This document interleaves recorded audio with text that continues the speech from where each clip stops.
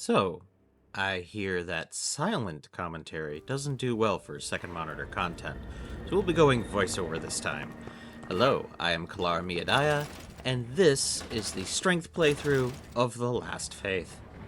A quick commentary, this is a voiceover of the actual gameplay. Unfortunately, I have done quite a few of these recordings without a live mic, so these will be voiced over after the fact as I am watching them. Oops, that was a missed throw. Not that one. So you'll be hearing me more or less doing a review of these videos as we go along. A bit of an introduction. I do deeply enjoy, one could say I live both for and in indie video games. We are resuming where we have left off in our silent commentary video in the second chapter of The Last Faith. Now, I separate these out by chapters based off of the spikes and difficulties that go along after certain boss defeats or certain item acquisitions. You'll get an idea of how that feels later on as these things start to really identify themselves. For now, we are going back and grabbing just an item or two that we need to move forward and make things a little bit easier, such as this healing holster here, before we head ourselves into the second major area of the game, which is going to be the crypt. Pardon me if I sound just a little bit too detached. I did attempt a recording of this prior, but it was running into major audio issues. Thankfully now, we have the ability to adjust them on the fly and go forward without having to constantly re-record. Of course, we're going through this section to get back to our save point and head back into the site cave, which is sort of the intervening area between the major first act areas and the second chapter area, starting with the crypt. So I don't expect these enemies to be much more difficult than what we've already faced.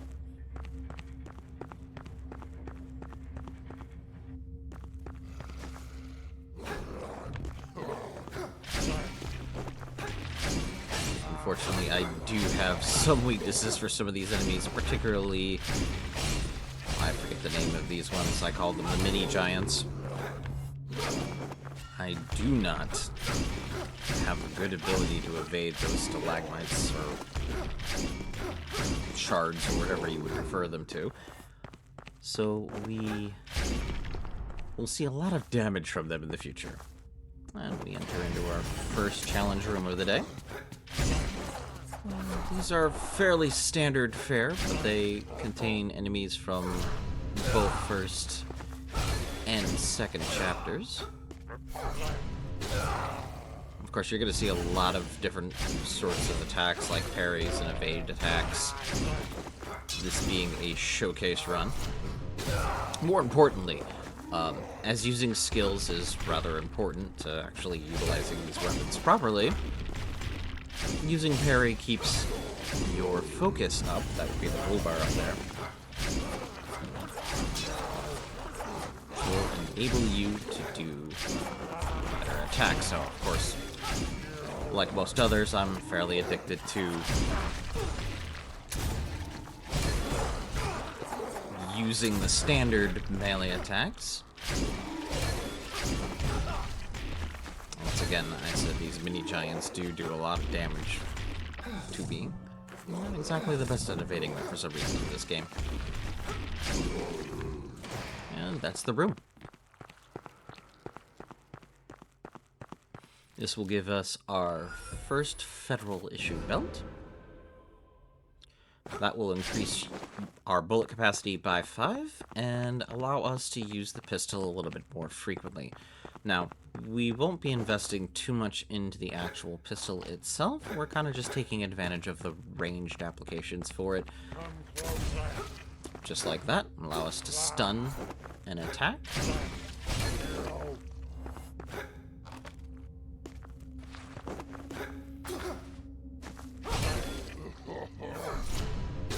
And for the most part, it just operates as a ranged poke. Parries, however, are restoration, and it is most often that I'm going to be doing parries here, both for restoration of focus and general practice, because some of these attacks I am actually not familiar with parrying, so I'm learning as I'm playing. Oh, and another big guy here is going to hit us. Good note, when you are trying to evade those with a jump, it's better to be behind them than in front. The claw actually gives it some vertical range, but that doesn't happen behind them. And I didn't do that here. I'll open the shortcut in case I die. I am terrible at doing jumps, so a little bit of extra insurance isn't bad.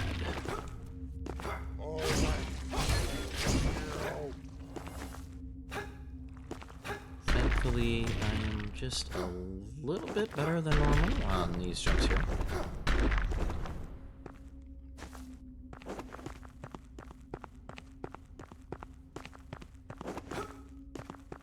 As a general summary, these videos are going to be covering all 4 different classes in The Last Faith, which originally, in their initial release, didn't have anything different from them than the base stats. In this version of the game, you start off with different weapons and advantages.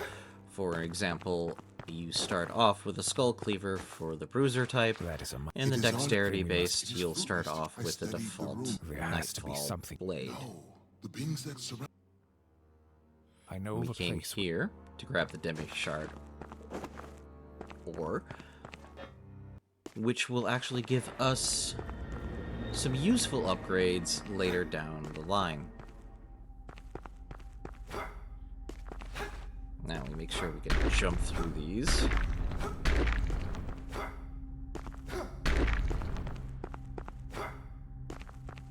And we can use the same doorway we had just unlocked to shortcut back towards the beginning.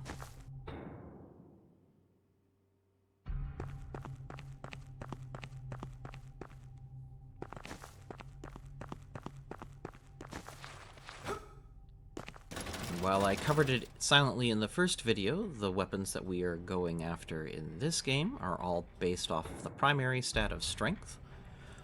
And that would be the Skull Cleaver, the Ethereal Great Blade, the Storm Chaser Base Whip, and the Holy Winged Axe. Now, they will essentially be used during the window of time in which they are available before the next weapon is given. So some weapons like the Ethereal Great Blade won't have much time to shine, as they are acquired shortly before we acquire the next weapon in line. Of course, Ethereal Great Blade has its own issues that I will likely go over in this video later on as we acquire it. Once again, one of these guys. That area right there is what I get hit with the most on the attacks of these guys. But we can evade our way through. Try to avoid the electrical wheel from the enemy above. And move along. Of course, no way to get up there without first unlocking it from behind, as that's a shortcut. And there's the use of a skill, finally. Except this guy gets to pay me back. I do dislike this area because it has so many last attacks from enemies after they've been defeated, but that's an ongoing theme with this game. Took a hit I didn't want to take, but that's fine. We can restore a little bit of hit points from this enemy here, as parries also restore health. Of course, there's always the fun with hitting people with pot. And we get a quick execution. That's more for health than for focus. Hopefully they will do something about that, because unfortunately executions, while stylish, aren't very rewarding. Kill a few more of these. Of course, we have to unlock the locked gate there. And that will be a kind of puzzle over here.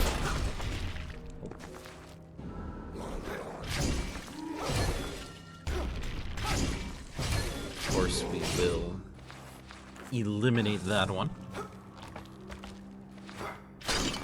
And of course, I'm going to collect everything I can here. We want to make sure we have as much gear as available as we move forward, because we're going to try to avoid as much grinding as possible for this playthrough, and all the other ones as well. Which the Hungering Essence might be useful for, if we can get a good challenge room to use it on. Yes, I am OCD about the block. And with the door open, we head our way out.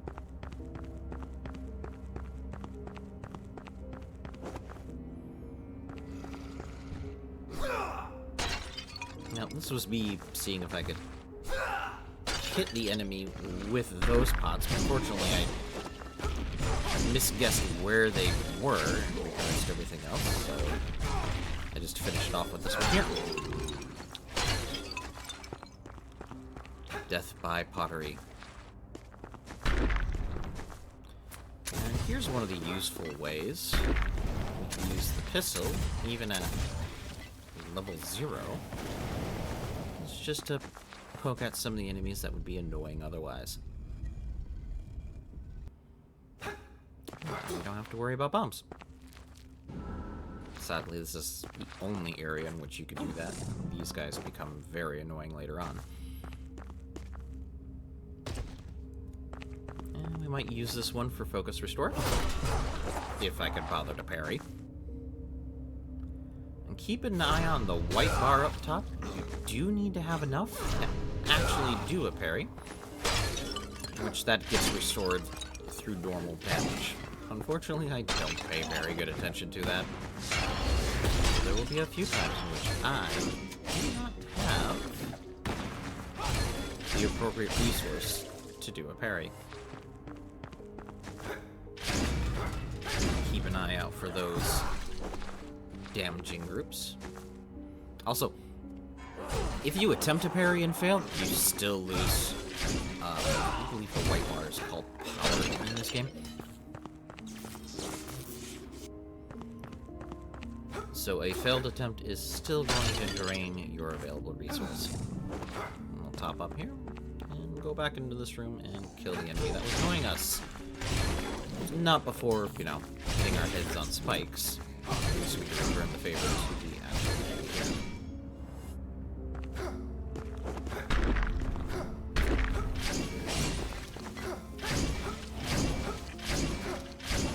I will never not enjoy attacking an enemy from a lower floor. As I said before in the silent commentary, I am the floor breaker.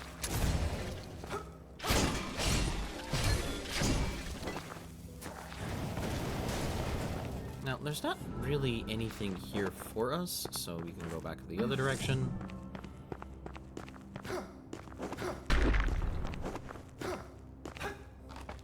And this will lead us on to the area we actually need to go to place the blocks from the puzzle room we kind of ignored moving forward.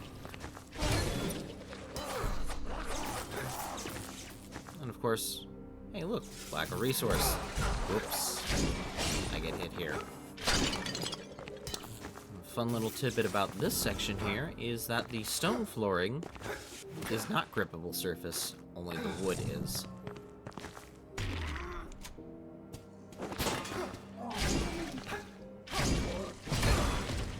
And I get blasted into the spikes, thank you. I didn't get hit by them.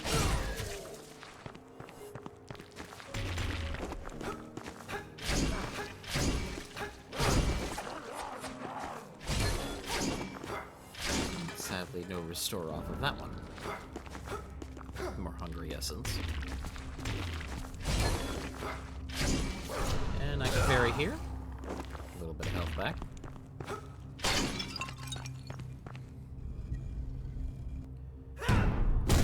And the fun part here is this enemy is just as terrible, because they can ignite those powder bombs and kill you in short order. We were able to avoid that. We'll kick open the trap here. Or rather, the switch here.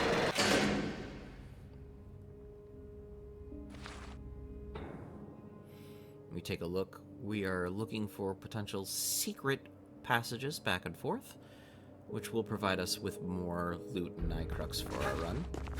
Sadly, I don't have good memory when it comes to these areas, or many of the areas in the game, as I play this game a lot, but intermittently. And I don't have good memorization skills. Oh, I do remember what I did in this room, however. So, we get to witness, in a little bit, one of the first deaths that I have in this playthrough. I do believe there are only a couple to be had, though the dexterity playthrough, it's gone.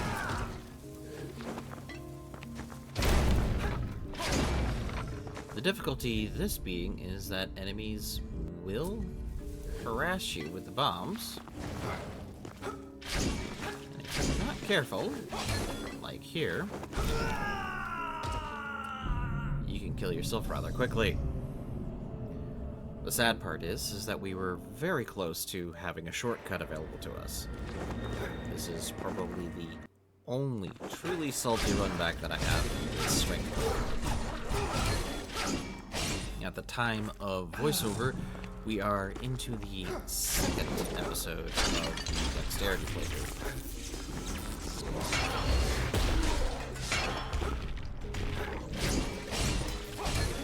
So, one of the things that I do take advantage of if I die is the ability to recollect Nightcrux from the respawn enemies, as well as loot.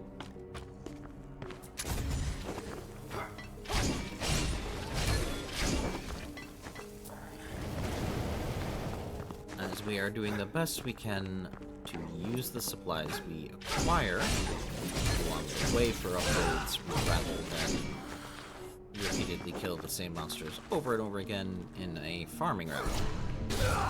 Though I do some farming after the main game is completed, just to make sure that I have the appropriate stats for some weapon showcase testing later. But that is quite a ways away.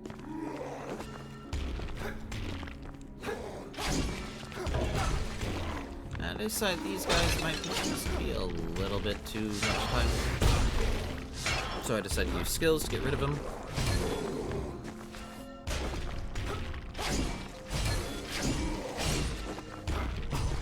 Again, those spikes catch me so much, which is an important theme later.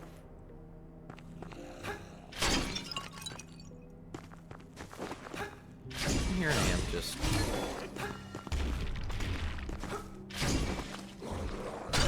cutting my way through them. Can't kill them with the pots this time. We'll just hatch it through. Given that we don't need to push the box, we'll just skip that guy. At this point, I'm a little bit more anxious to get through, so we're going to pass some of the enemies we don't need to.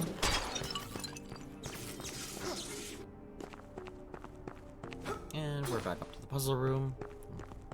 Give you an idea what it looks like. Those two switches need boxes, which are only accessible from above the room, which you have to loop all the way around to get. Taking advantage of the iframes to pass through the spikes.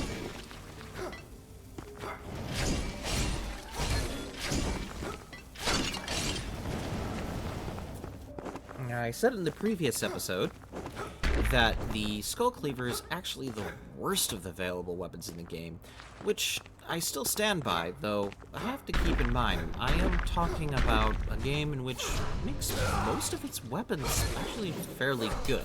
So it is good in the company of greats.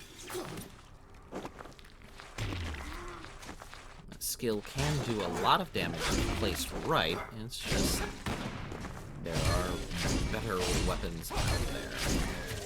And that's the same for the Ethereal Great Blade, which we'll get into when we acquire that weapon. The biggest issue, of course, relies in the expense and delay in the skills. Here we are, back where we were again. I'll try to clear out some of these barrels.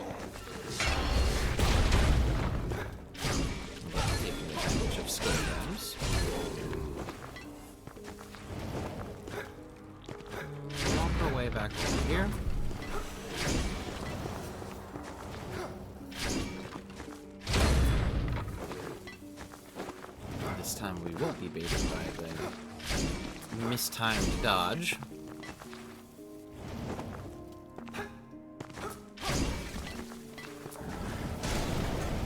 And we'll work our way to the shortcut. Sadly, one box, 2 high areas to go through.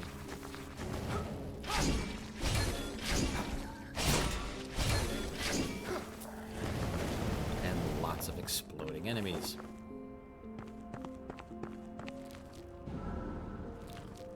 Powder of the dam and more bullets to keep. Again, we running on the policy that we are not going to purchase a single bullet or health vial this run, which was part of the reason why we have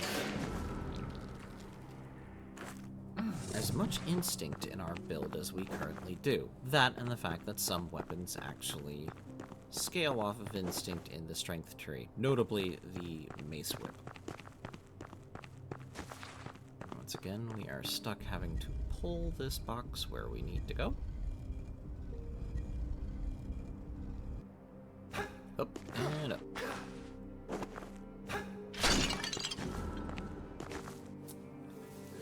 Now, there is an enemy below us that light the whole floor on fire. And it's not an easy attack to evade because it is a dodge penetrator. Anything that has that shining alarm in it will back off from it. We, of course, take up the opportunity to soften the bullets before we kill them.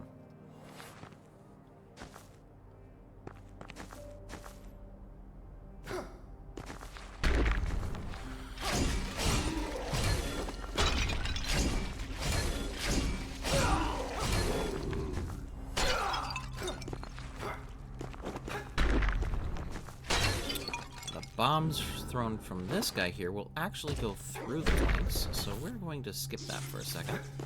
Because we have a puzzle that we need to enable down below. We'll come back up to that guy. Of course, the notification to let me know I'm out of focus and I don't have anybody to feed off of. We'll look for the next opportunity.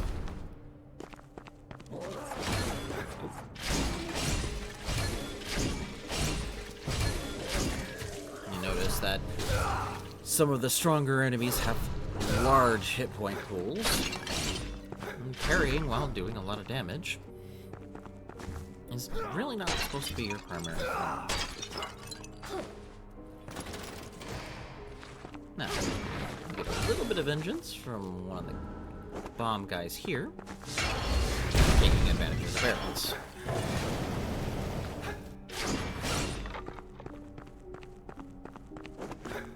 That shortcut is now also open. We'll go down.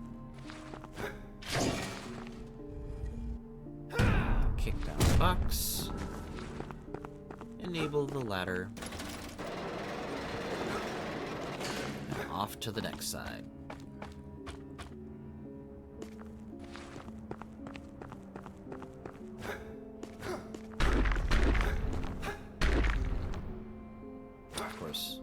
Knowing where to jump will make these, I wouldn't say puzzling, but traversal sections a little bit easier.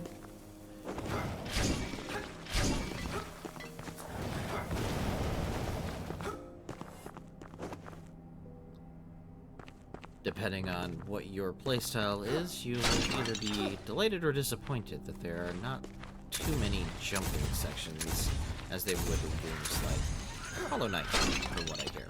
I've actually not played that game, and I will likely do a playthrough of that one as well as a first impressions, as I want to play both that and Silksong.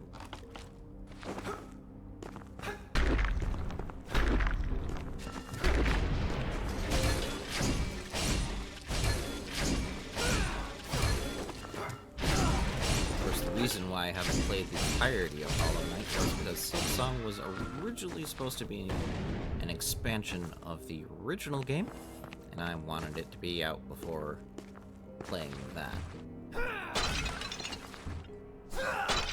this one, however, I did want to get the experience before and after the new DLC that is coming out on January 20th, which is Awakened Agents.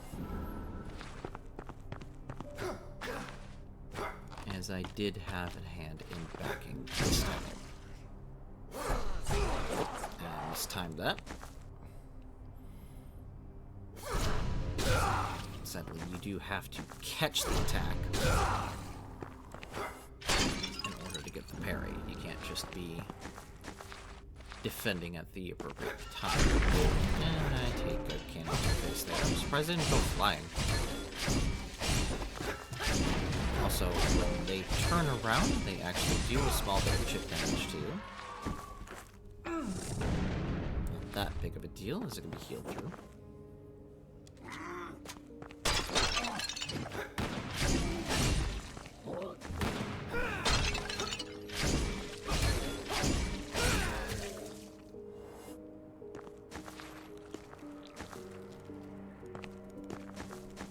And more focus for me.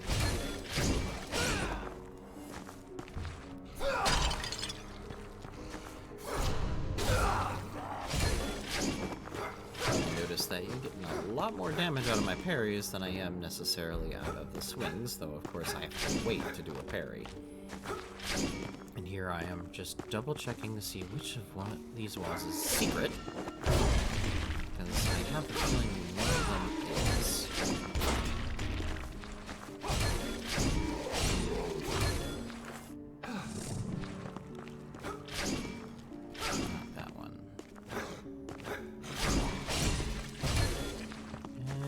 Parried in, just to heal him. And there's the wall. Good. Oh.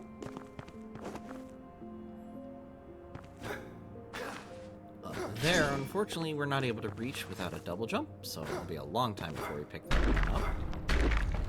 But we will jump between the ladders here to avoid the spikes below. And to acquire the Nitro-Crux here. Which will be good for leveling later. We are actually saving our Nitro-Crux for some important leveling. And here we end our playthrough with the Skull Cleaver and pick up the Ethereal Great Blade. Now I have words about this weapon. Back in the beginning release of the game, the weapon was incredibly overpowered. For some reason, it was released with the improper damage tuning and took over the entirety of everybody's playthrough ever on the weapon. Now, it has since been nerfed, but it is still a very good sword. Sadly, I have grown tired of seeing it in every video possible, as it's not necessarily as great as everybody depicts it as.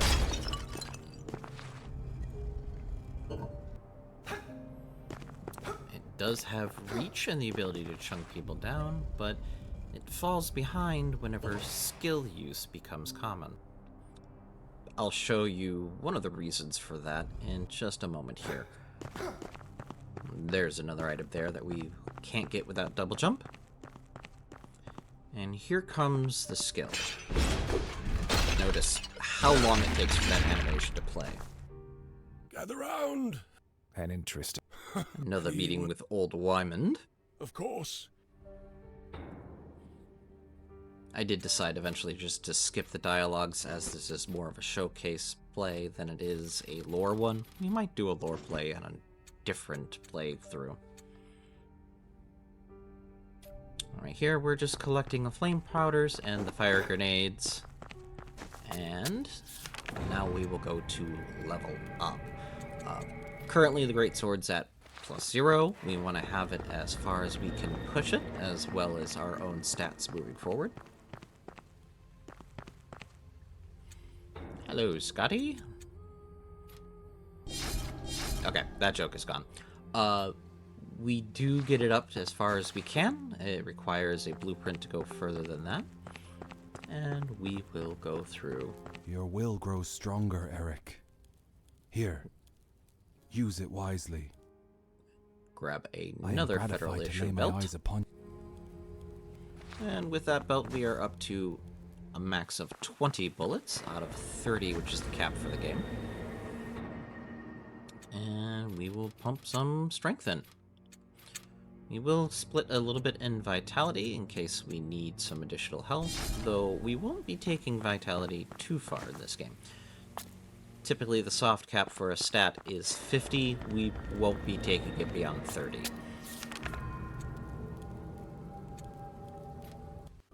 As we go back, this will be the last puzzle segment. It was important to level up there because of a neat little trick the game does to you on your way back. So, we go ahead and make sure that we are well equipped for what we are going to tackle. And then we move forward to the puzzles. It's kind of difficult to call them puzzles, really. They're very small puzzle segments in this game. But one of them is mostly just a riddle you have to solve. And the other one is just an exploratory segment that you have to reach a specific point.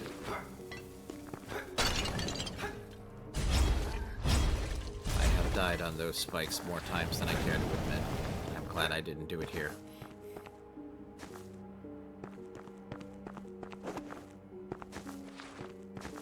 Of course, that is a black door we will not be able to open for quite a while. And will likely not be seen in this playthrough, as some of these additional fetch items I will do off camera as part of a post-game recording. And here is our riddle. Now, the easiest way to read this riddle is doing shield, sword, spear, and axe. Shield being but first protect.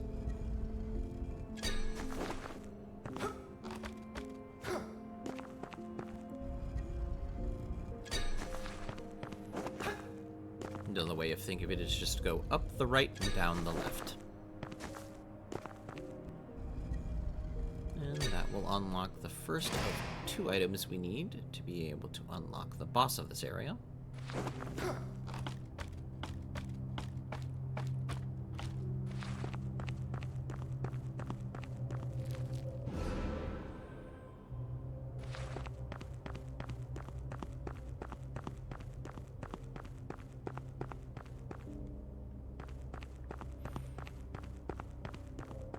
We can go ahead and place the first here, and move on to the next. We can take full advantage of the reach of the greatsword, and use the barrels against the enemies.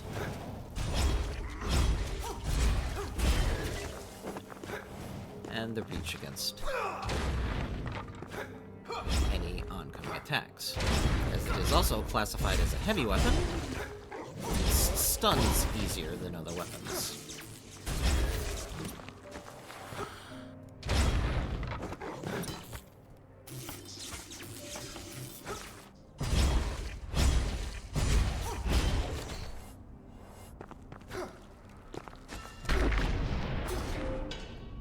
Use both barrels here in killing this enemy. Of course, we have to wait on every kill, because if you don't, you get blown up. And that is the second of the 2 skulls.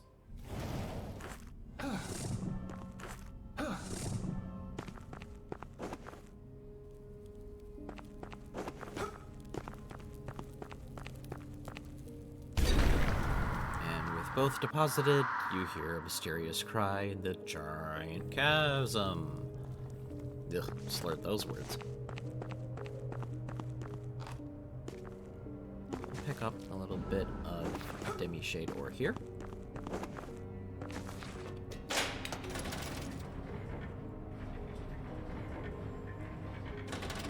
Funnily enough, the first 2 weapons that you acquire in most playthroughs will not use demi-shade ore. The third one most likely will. want to preserve as many of those as possible and save them for the endgame weapon you want to use. And this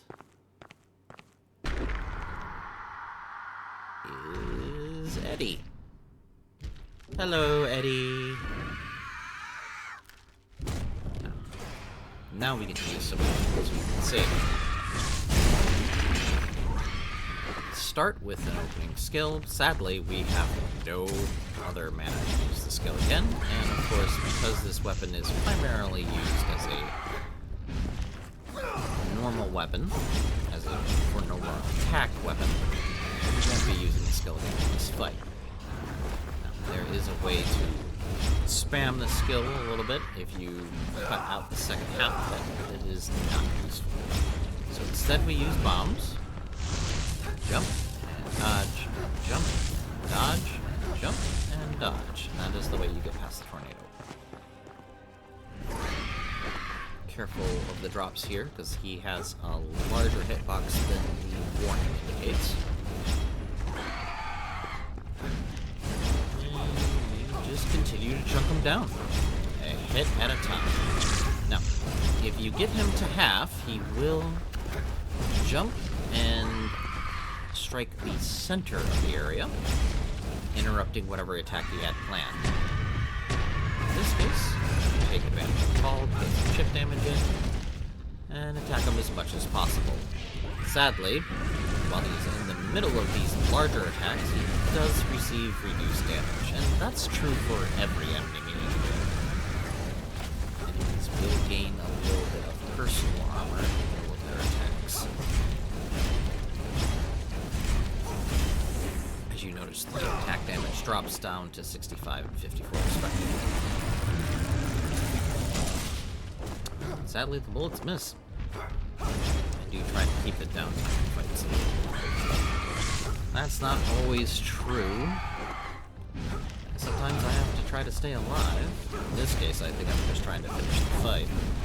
Because every time he does an attack like that, I don't have the opportunity of hitting him. Which makes some other unexpected weapons actually superior. Also, where you hit the enemy is important in large bosses like these, because they will have body part damages. And that's Eddie down.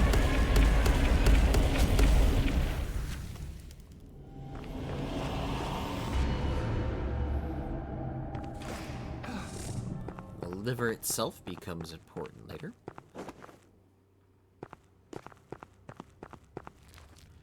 And now we finally pick up the grappling claw. It's hookshot. Stop calling it anything else but the hookshot. Though, these days, maybe Nintendo copyrighted the term hookshot. Either way, while it is a fun thing to keep, it still doesn't make him Batman.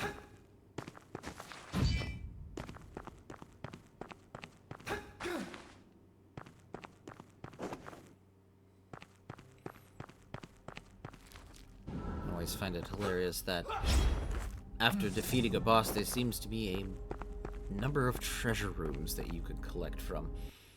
This boss in particular being one of the more egregious ones of that, where it's you gather like 4 rooms worth of treasure.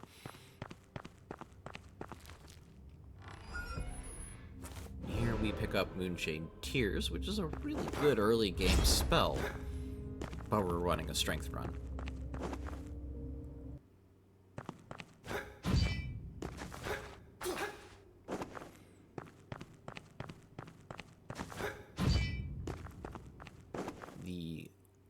Mind run will happen, of course, after the decks, as I'm doing these in order.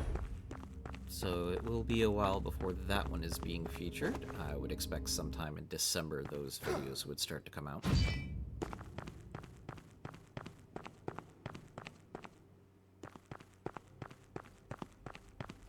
And a little bit of extra lore, and a bit more in this room, thanks to the secret wall. more powdered of the dam. Now, the powder of the damned is actually the strongest of the available powders in the game for raw damage alone. Now, for specific reasons, the fire powder and the darkness powder become better to use in some circumstances, but you won't see those circumstances necessarily in this playthrough, as strength is not very good at status application or frequency of hits. Go back to the Drowned Crypt, take a couple extra kills. Easy 9 cross for us.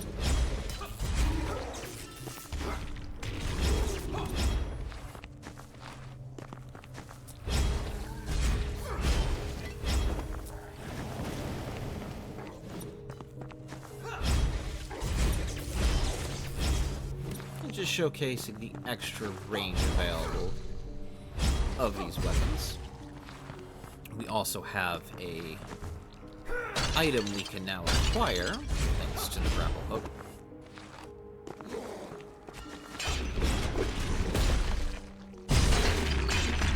One of the few instances in which that skill is actually fun to use. A little bit of vengeance on all the spike damage I took earlier.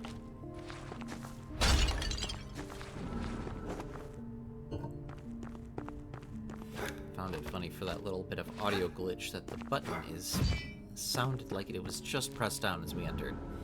A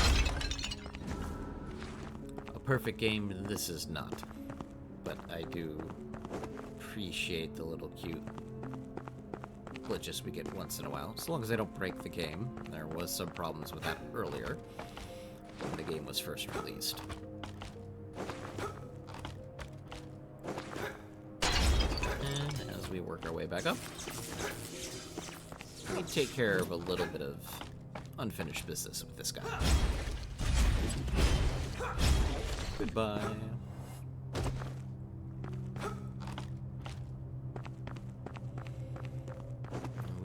To take the elevator up.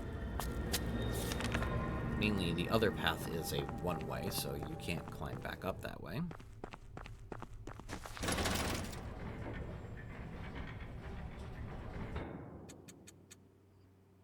And this is when I noticed I haven't been equipping any charms. In fact, I overlooked a charm that we should have had earlier.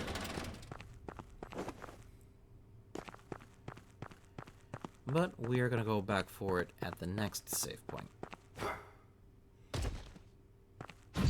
We'll make the greatsword a little more powerful for us.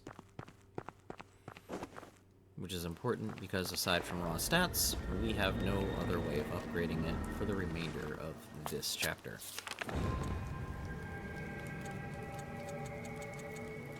So we go back to Mithrangal.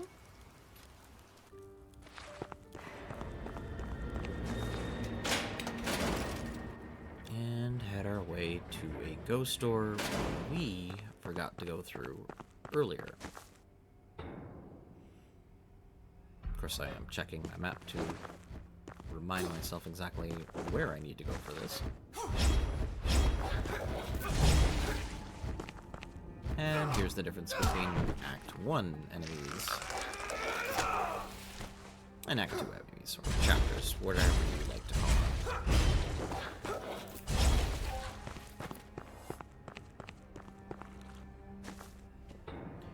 In fact, let me know below. Do you prefer to call sections of the game chapters or acts?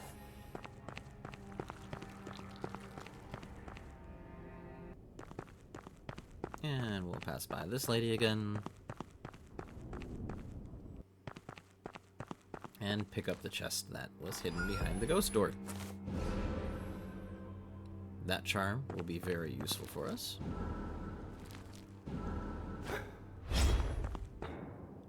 And we'll equip it right away.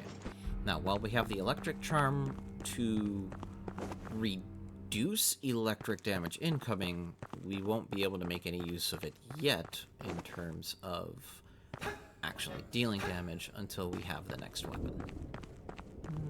I decided it's more important at this point to get on towards the next area, as the enemies there will be dropping more Nycrux than the ones here, even though these are quick kills.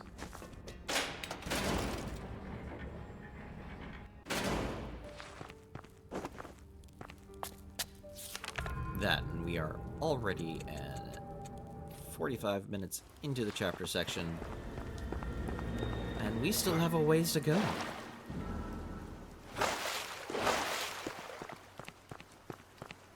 We head into this swampy area I hate deeply.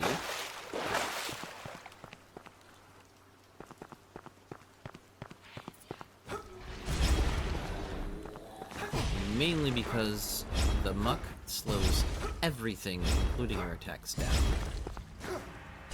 It takes a couple tries to get used to the range of the weapon there.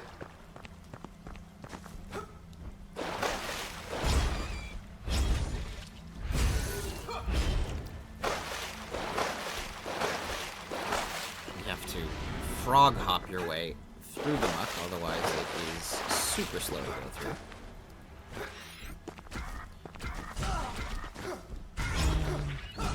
Worst aerial enemies in the game, because that one just spams attacks at you.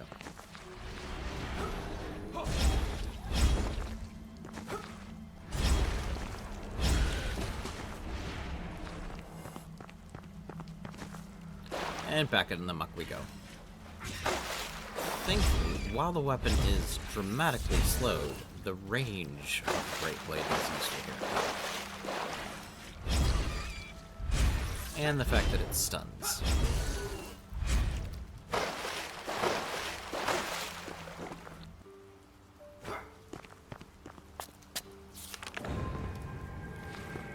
No need to go shopping yet, as we still have a ways to go before we're in anywhere that requires us to level up further. This room always felt like it was a missing boss opportunity. That one. Onward.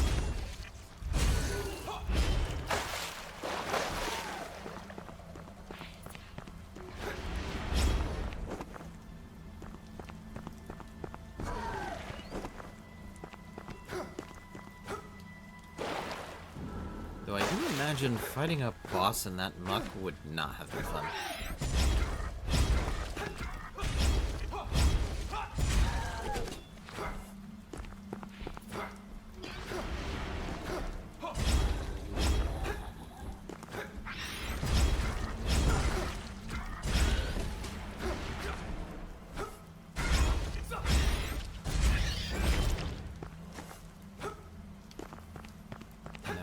Work our way up through these... Are they broken bridges? What's going on here? It makes no sense that they're uneven. Anyways, platforming. I take full advantage of the large range of this greatsword.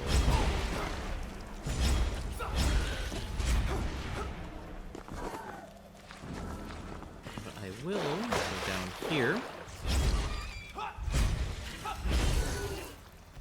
to make sure I collect everything I can in regards to this. A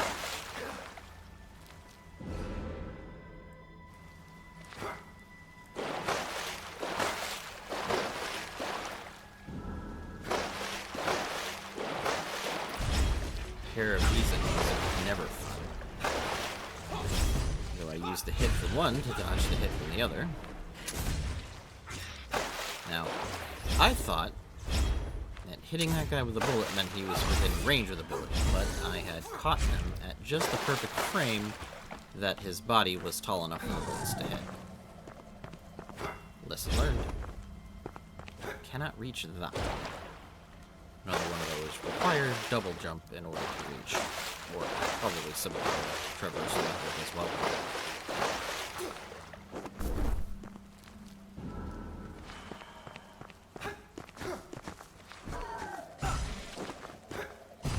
Sadly, this area isn't really important. It's more of a walk through it as a transition to get to where you need to go. There are a couple areas like that in the game.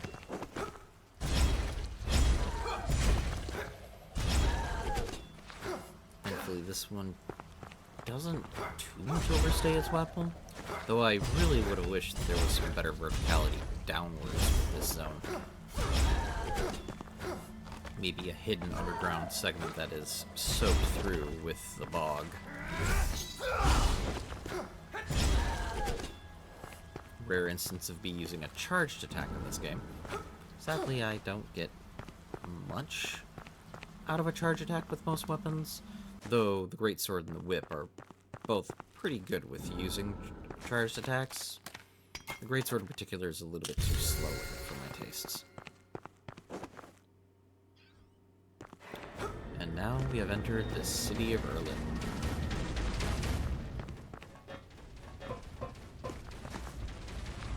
That bridge is impassable with all the cannon fire, so we don't bother trying. Instead, we go beneath.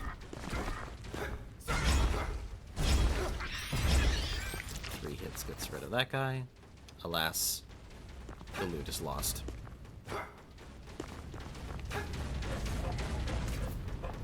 And our first experience with the spear enemies. These are terrible. I hate them. They do a lot of damage. Masked obscenity. I didn't even realize they were masked. I just didn't pay that much attention to the enemies. I'm more worried about their spears than what's on their face.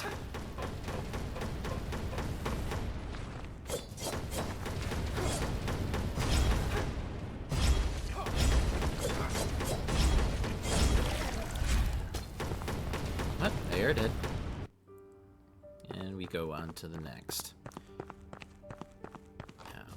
This is a decent save point. But we don't need to be leveling up quite yet. Again. Oh, do I level up here? I do. Because we're in the area of Erlim, we can now complete a quest.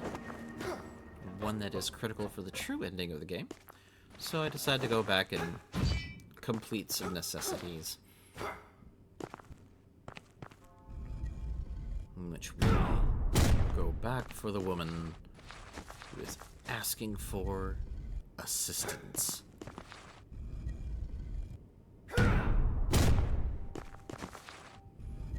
But first, there's a puzzle to complete.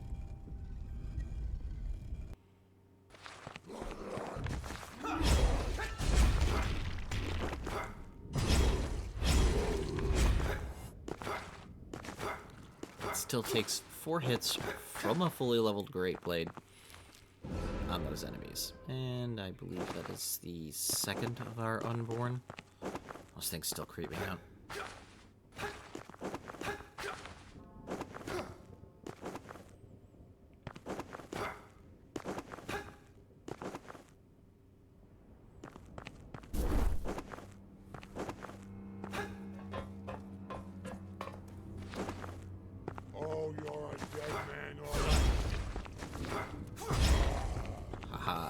Still attack you from far away.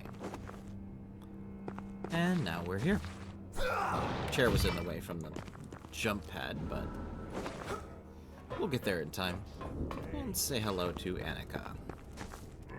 My, it is. I cannot see. Why? Won't be talking with Oh, this lady in depth here. Annika. That is no mean. For sure. I know of a place we...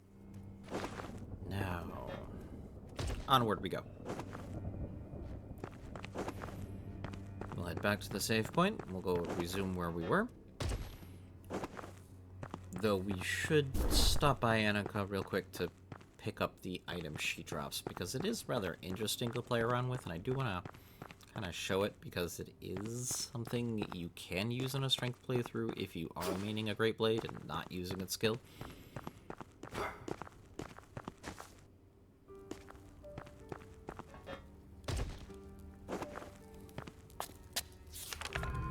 So,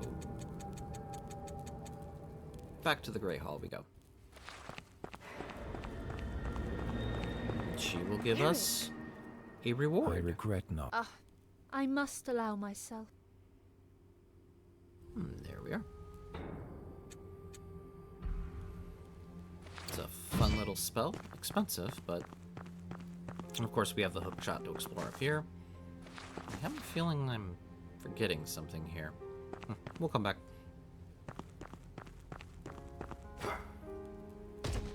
Sadly, you can't cross that jump without the dash.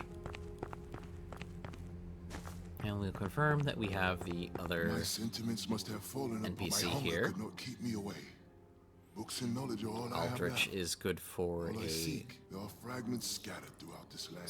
What can I do, spellcaster Dad? run. Find the sacred. I've seen the rip. So you've met our goddess. Junus is buried. Again, we are not exploring the lore here. We just wanted to make sure he didn't have any rewards for us right now. We'll have to come back for him later.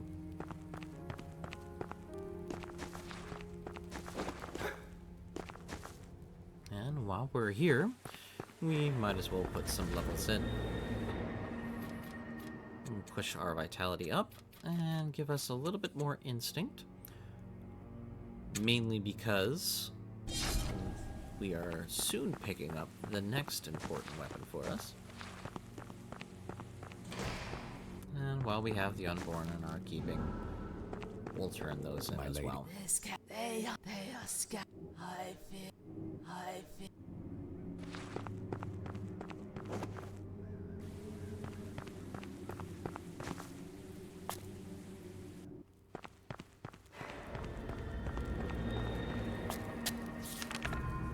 And off back to Erlem we go, or wherever it is.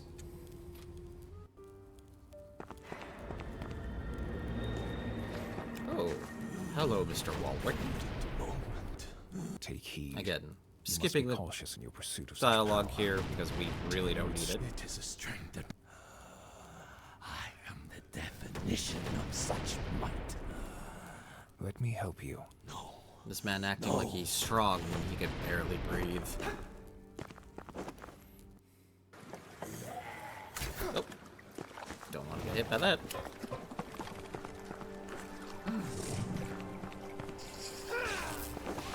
So here's a quick example of what this item does. It paralyzes, which is great for stacking passive damage. Better to be used for shorter ranged weapons, but when in a crowd, this can be useful. Not necessarily the best thing for Great Blade, but when you're stuck in close range with a Great Blade and you don't have the best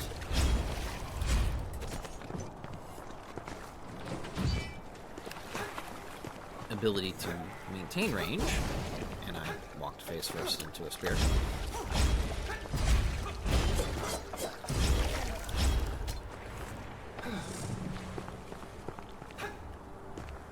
We can go ahead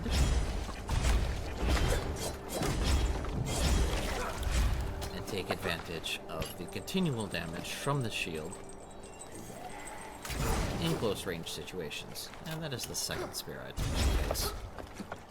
I do not like these guys very much.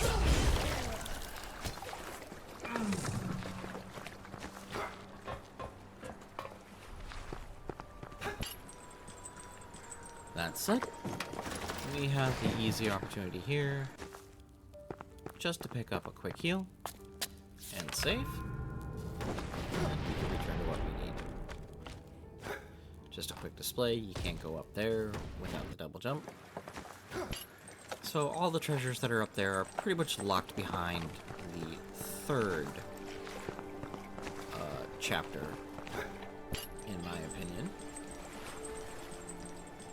You need to have at least one of the two treasures available in that section of the game in order to get what's up there.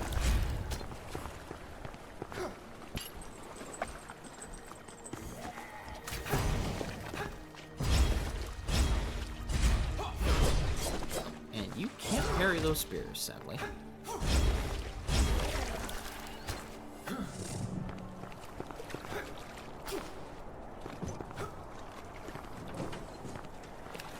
You are the forbidden.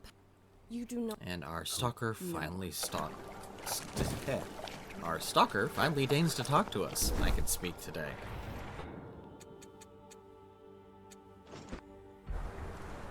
getting ourselves nice and ready for what's up ahead, though we can take a small detour real quick.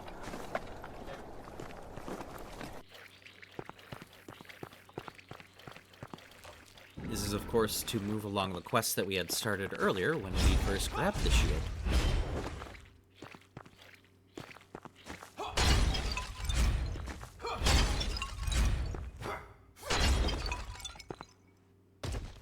And we'll talk to this NPC, the Veiled Maiden. I don't know which mask is Would you the perhaps actual one the covering lady the up? face. I think it's the one in the center with the tuft, but can't tell. What I'm here for? Nightcrux. Which is essentially just souls in this game.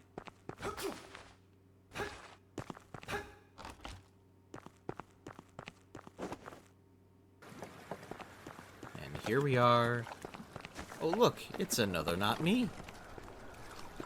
I love fighting not me's. Oh, take a shotgun to the face, why don't we? We'll take advantage of the fact you have close proximity hits. So if he tries to hit us close or we try to dodge through, it comes with free damage. Of course, we're not able to do that more than once in this fight, but it is enough to do what I wanted to do with this guy. Ow, got parried.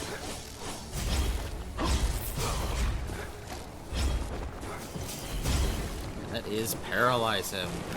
Now that the enemy is electrocuted, occasionally he'll be paused in the middle of his animations, which will allow us to take deep advantage of the windows of opportunity.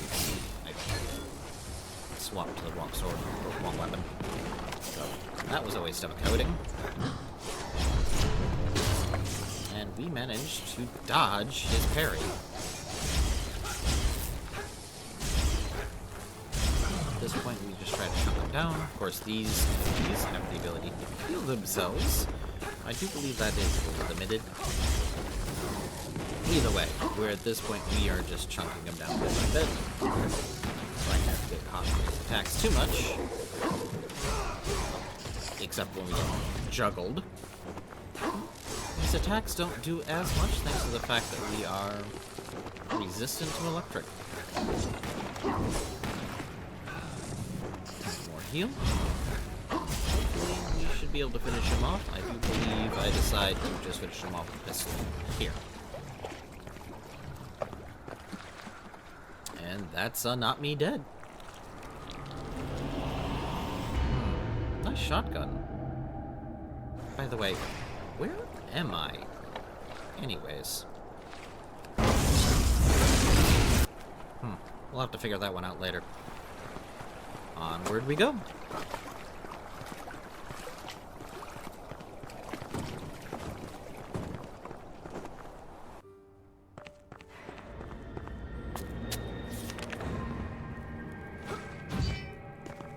Now we do have to come up here. It's not bonus items, but rather a required item to go through this mansion. This place has the best vibes in the whole game. This sort of sullen, melancholy tone that goes throughout the entirety of the soundtrack, and just the constant broken mirrors. A sort of mournful lost vanity.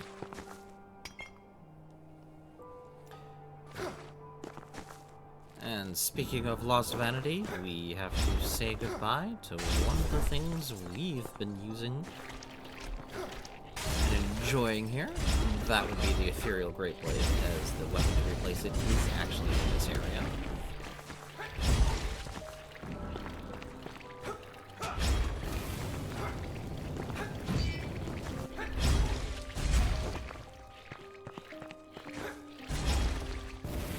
Full advantage of its range while we still have it, because the weapon that we are going to pick up does and does not have equal or superior range to it, depending on the mode you use it in, which can get very expensive. And as we've been noting, we're being a little bit cheapskate in this playthrough. That will change when we get to endgame. But by then, we'll have something even better. For now, it's the Storm Chaser base whip.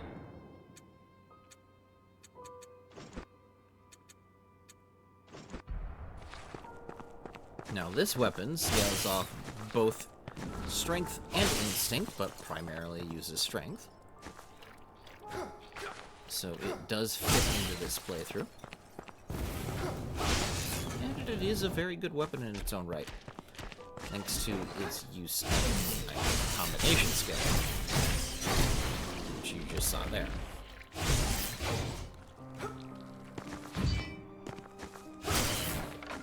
It does hit faster than the greatsword, so it does hit for less on a single hit. But thanks to its speed, its combo attacks do more than make up for the damage it does.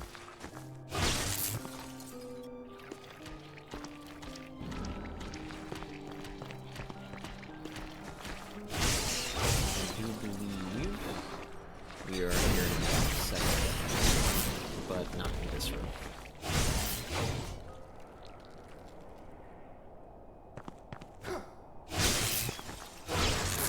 Sadly, while this thing has a great skill, we are not quite built enough into mind to take full advantage of it. Get off me.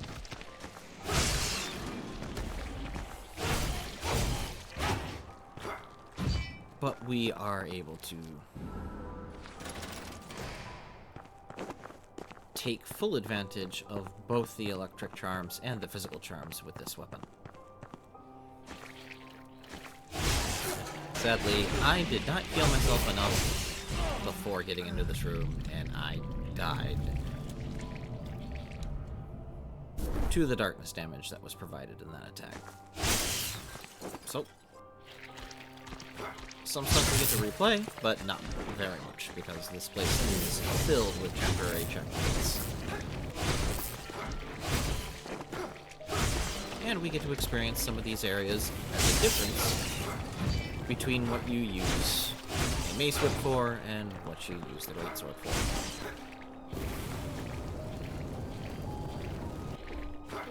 And while it doesn't have the same lateral damage, as far as range-wise goes, it does have similar vertical damage, so the mace whip does have some value to it in terms of being a good range, but the mace itself is, I'd say, middling in that regard. It's not super short range, but it's also not in the same range that you get accustomed to.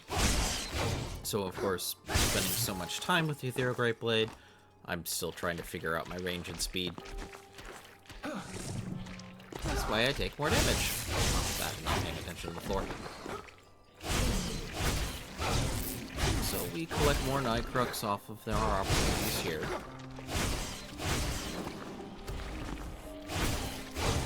Sadly, the worms don't provide any Nightcrux for us.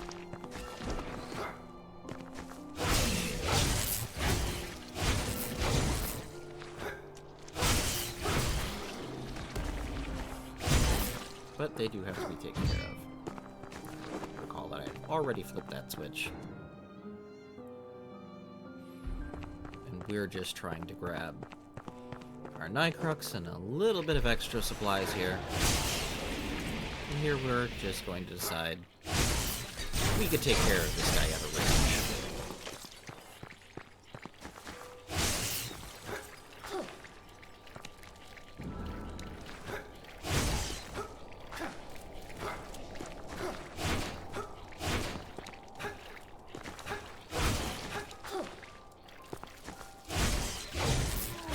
Now, there really isn't a best place to attack that guy depending on the range of your weapon, because, unfortunately, he has quite a bit of range in his attack. But I do take advantage of the switch, and it's iframes, but I still don't care. What can you do?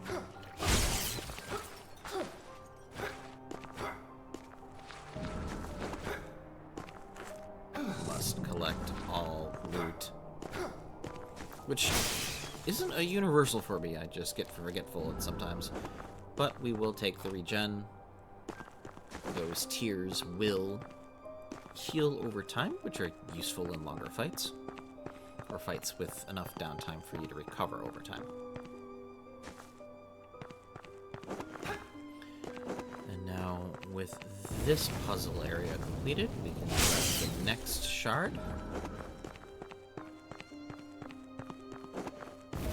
And go on to the... Oh. Right. We have an area to fight for. Now, this would be a perfect opportunity, if you can kill these enemies quickly, to use your hunger vials. Well, perhaps not this particular fight, because some of the enemies you're fighting don't drop any Nightcrux. But I decided to get myself equipped up with the focus shards, so I can use my skill. Not for this particular enemy, but for the ones that are next.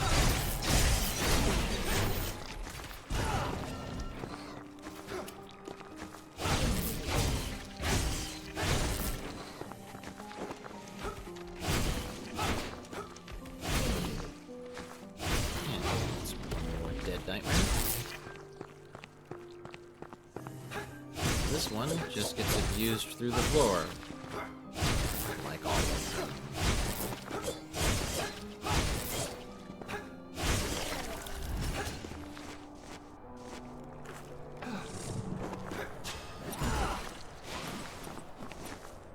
One thing I want to attempt on these guys later is if they are in fact parryable. Now, I'm just going to take care of them that way.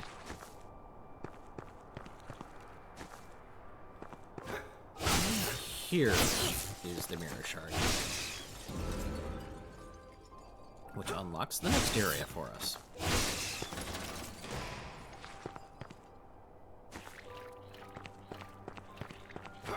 Of course, as we died, all of the worms come back. Though I take the opportunity at this point to just kind of explore the upper areas. See if there might be anything worth our while. Including random loot.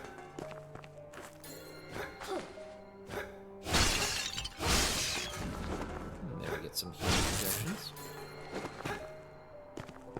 And I decided to take the opportunity to heal up some focus as we go. Because I do believe the second mirror does not provide good mana restore, aside from the medium chunks we use. But I tend to save those for longer fights. And here we have the immortal tentacles. If you kill them, they will respawn until you kill the summoner for all those tentacles. However, this room is only accessible if you got the ghost goggles earlier. Meanwhile, we do equip the forbidden bombs due to their trait of dealing darkness damage. The darkness damage has the unique trait of restoring focus, and that only means we can, with our current playstyle and build, restore our focus. Of course, I get myself hit too many times, and I receive Nightmare, which reverses your controls as well as deal damage over time.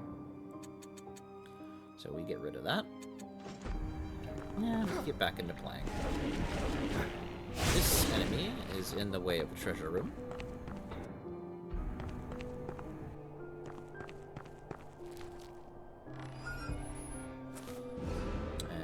Get the blueprint to upgrade weapons. It's a good note to keep in mind, we are still using the level 0 version of the mace whip, which we will quickly correct.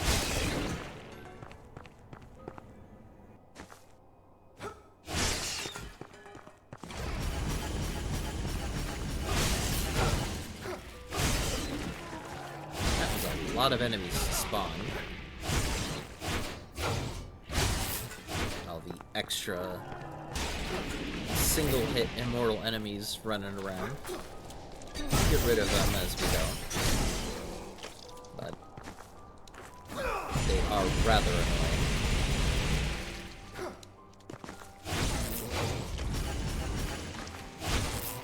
Take care of this guy while we're here. Before we try to go down and take care of the twin nightmares. Mutilated priests. Consider them more mages than priests, but what do I know about lore? Not in this game. And now they are both lined up. We can just hit them.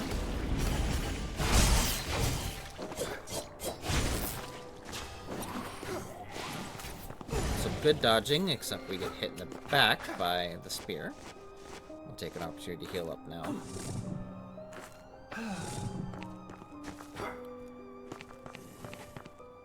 Get ourselves a better advantage here against this.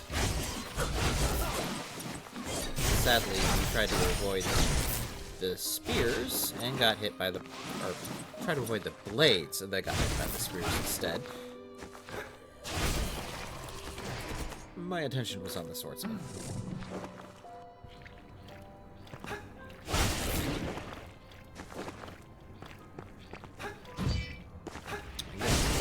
Tentacles in our way. It's about this time I start getting fed up with them and start to pea-shoot them. Because they don't have anything for hit points. And some free Nycrux thanks to the ghost store.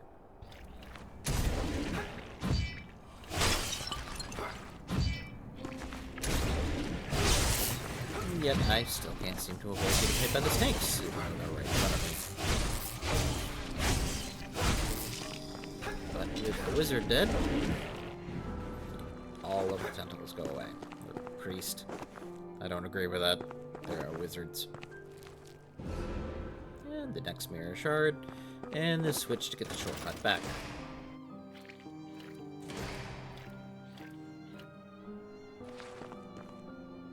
Now, one more priest to get rid of, and a treasure to obtain, and we'll draw our way back.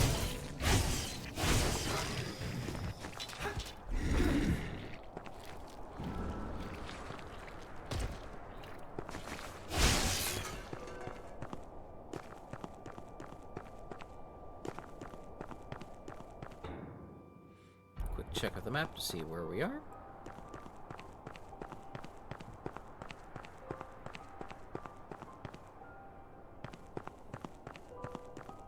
And go through the recently opened door.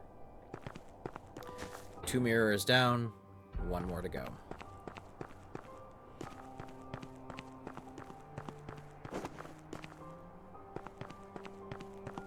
And thankfully, mirror number 3 comes with a free mana restore. Thank you for the focus.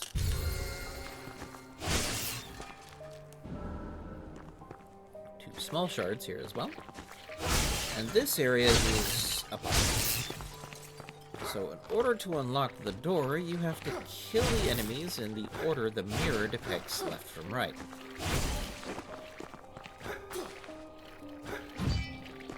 I won't confess how long it took me for that to be figured out. You can see the faces there, so you just figure from left to right. We start with the priest, then the ugly thing, then the other ugly thing.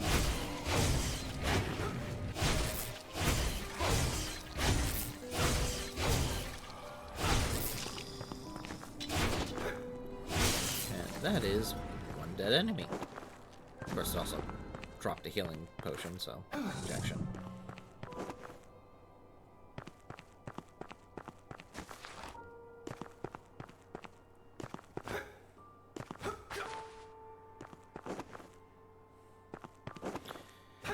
And now on to ugly thing number 1. Evaded all of those projectiles, only to get hit by the last one. It's annoying. But that's what these enemies are for. And the last ugly one is the nightmare one. That wants a hug. No hug for you. Door for me, though.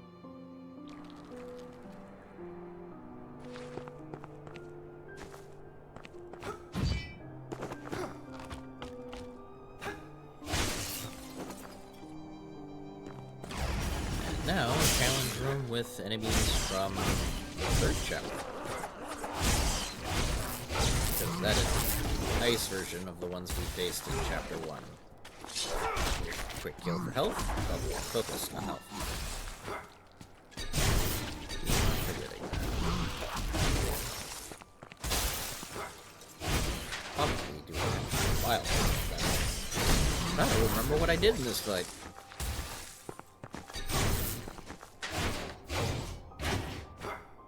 Apparently swing at air. Oh, and get hit by ice.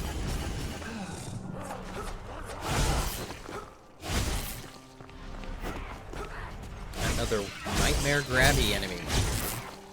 Seems like the nightmare element just wants a hug. Again, no touchy.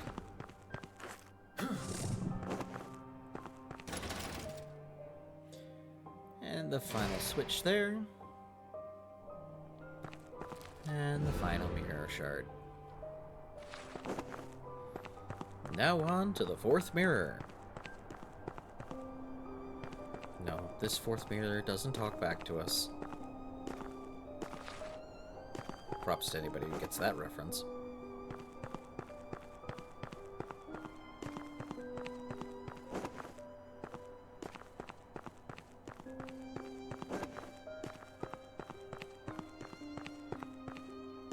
Now, at this point, we are down to one save point before we go to fight the enemy, which we will use the first save point of the area, because everything is just kind of centered around there being only one altar in this area. So, back to the start.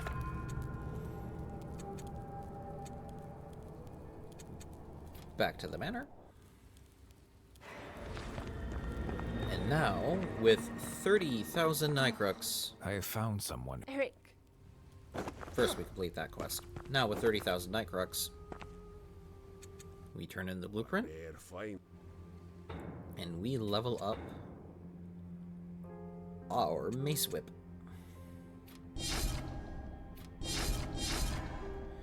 Of course, we can't go further than level 3 due to a lack of Demi-Shade ores, which, honestly, is better.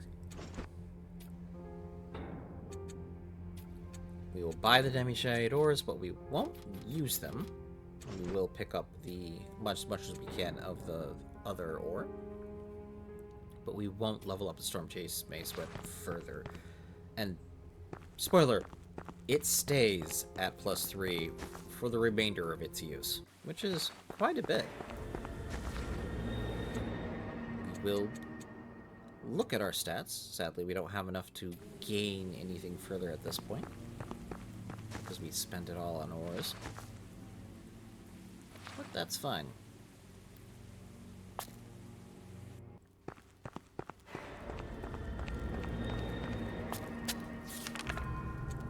We'll head out to fight the next boss battle.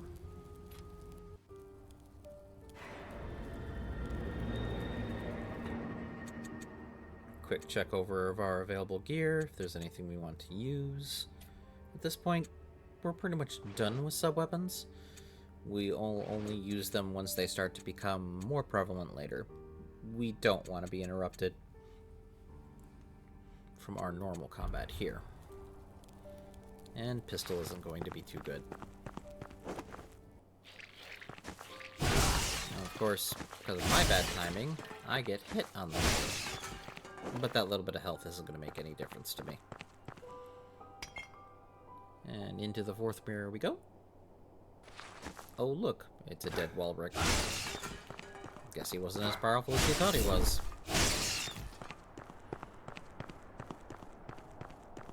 That, or these guys are stronger than we thought.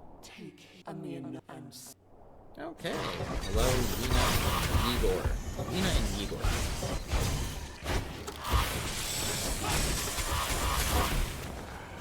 I tend to focus on Lena during the beginning of the fight because she doesn't have damage resistance like the other guy does. Not to mention, he's electric based, he's fire based.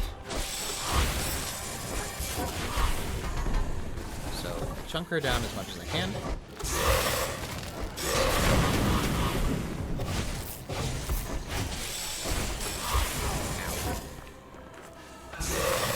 He starts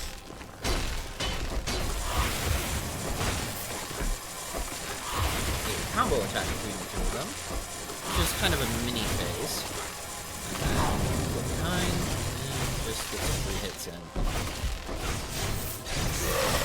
Now, I try to trigger his first stun, which is what the majority of damage from.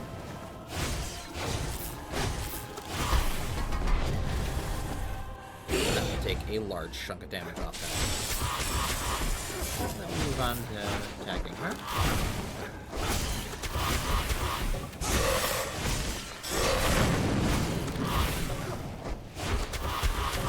Only retribution awaits you. And while I took a hit from the arrow, I didn't allow it to explode, and I said use it for another stun.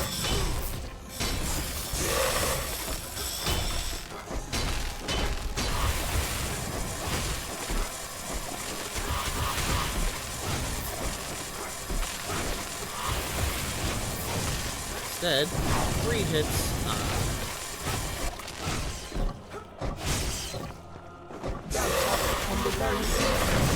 now, the mace whip portion, though we're out of mana for that.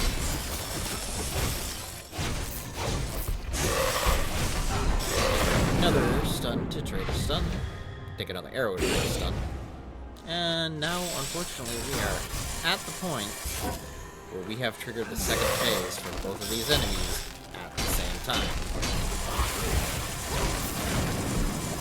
Which means lots of damage.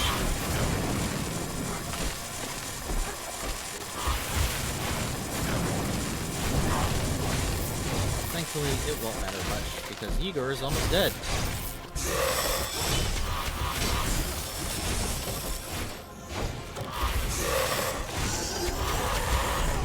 Now, she gets into her second overall phase.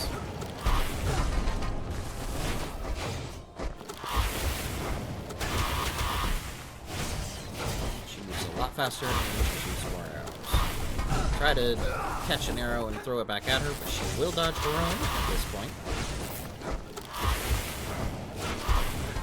But at this stage of the game, it's an easy one. She makes the mistake of pausing herself to use the flamethrower attack. And that's the Act 2 boss dead.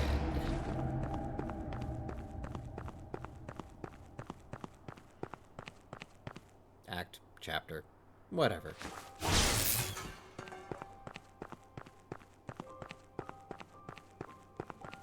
And now we watch the cutscene where we grab a heart.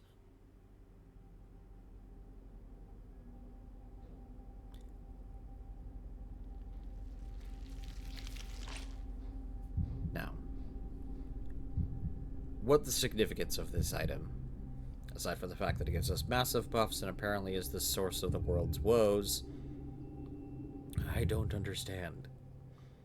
I'm not sure exactly how these things came into being, only that we need to collect them, and apparently break whatever promises were made with them.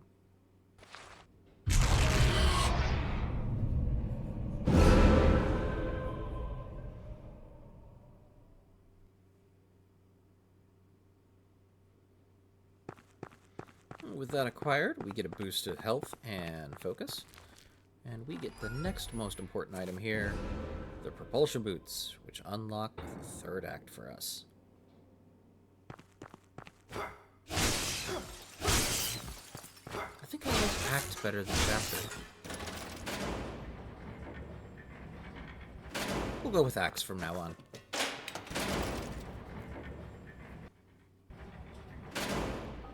We skip the item that's available to us to the left because we don't need it. dash over here, and we're headed towards the end of the video, so if you liked, please let me know with a thumbs up, or leave a comment, or both. If you disliked, let me know what I can improve for you. I am not doing this for any sort of income, so subscribe if you wish, and we will see you next time.